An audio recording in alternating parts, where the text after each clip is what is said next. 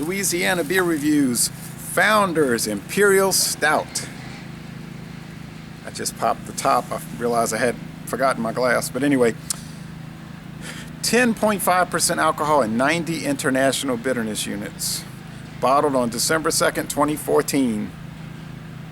And this should age for 6, 7, 8 years, but we're not going to age this one. Bought it at Stein's Deli, $2.89 for the bottle. I've never had a bad Founders beer yet. Actually, I never had one that was even oh, there's a lot of stuff caked at the bottom. Why didn't I shake all that nice mud at the bottom? I'm going to try to do something in a little bit. Never even had an ordinary or substandard Founders beer. Kind of a thin, tan head, very dark brown. Looks like a black appearance. Now the sun is bright here in the dead of winter. January 2015.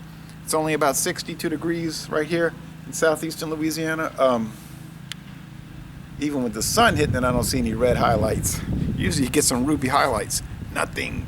They use 10 malt varieties, which they don't say, and they don't say what they are, unfortunately. They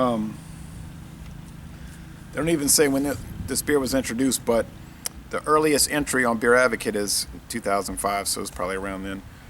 World class on Beer Advocate, bros haven't looked at it. Even with over 6,000 written reviews, the bros haven't looked at it. I find that very strange.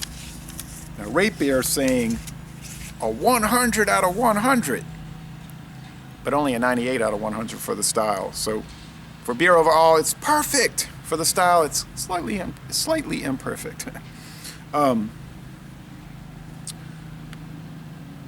They use the double-headed eagle crest.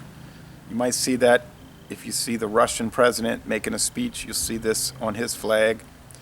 This comes, and there's St. George killing the dragon, which is a old story about St. George stabbing Satan. But anyway, the purpose of the double eagle is this. The old Roman Empire in AD 395 was having some problems, and with it administrating such a huge empire, and they decided to divide it into two sections. The western section ruled from Rome, and the eastern section ruled from Constantinople. It was still considered a single empire, but two administrative emperors. Emperor meaning commander-in-chief. But unfortunately for them, the Western Empire was finally destroyed in 476, AD 476. The Eastern Empire continued on for many more centuries. The last emperor, Constantine the 11th, was killed when the Turks invaded in their final siege in 1453. His niece escaped. She was his closest relative, and she married the Grand Prince of Moscow, Moscow, yes. And so he said, well, since I married the Caesar's daughter, niece, she's the closest surviving relative, then I will become Caesar, and Moscow would become the third Rome. And that's why they use this on their flags and symbolism, because they claim to be the third Rome. Not to mention they inherited much of the culture of the Eastern Empire, Cyrillic alphabet, the Eastern Orthodox religion, the idea to have a big empire. All right. Anyway, and then the Imperial Stouts being sent from England to the Russian Empire in the 1700s. It wasn't much of a, well, we already talked about that. Now the aroma. Very heavily roasted. And there's 40 video reviews I could find on YouTube, and I was starting to watch those. So heavy, the barley malts are so heavy and roasted and rich and full and sweet and bready, and you know what I mean, the darkest bread.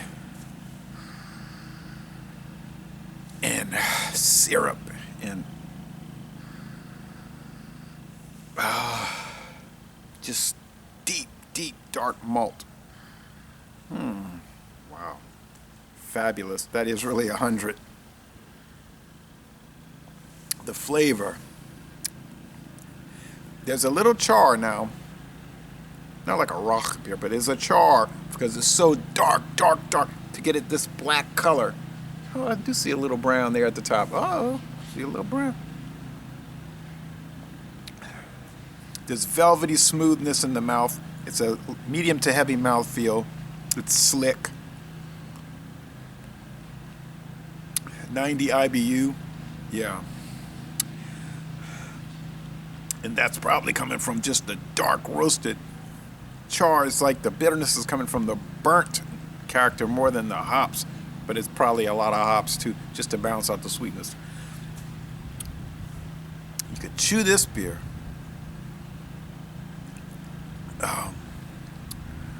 There's coffee, milkiness, maybe some dark fruits. Now let's see what happens. I don't want to waste an ounce, a drop of it. Okay, well, there goes a drop, but I'm gonna lick it up. Like Kiss says, lick it up. Anyway.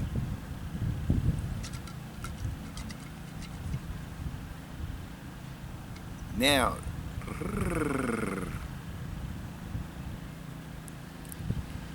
let's see. I think it's going to get thicker. Right, just that little pour gave it a little more of a color of foam. There is some prickliness in the mouthfeel, to be truthful.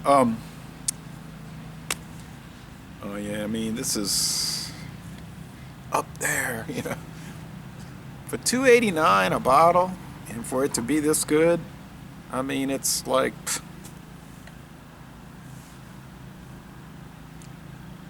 it's an empire of beer is what Founders is. Empire of flavor, at least. It's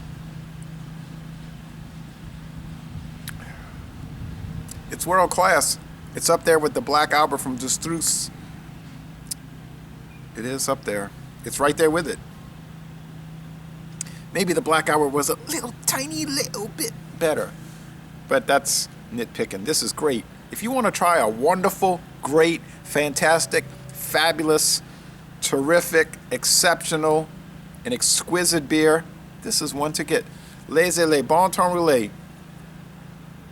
Fabulous. Again, I keep saying fabulous.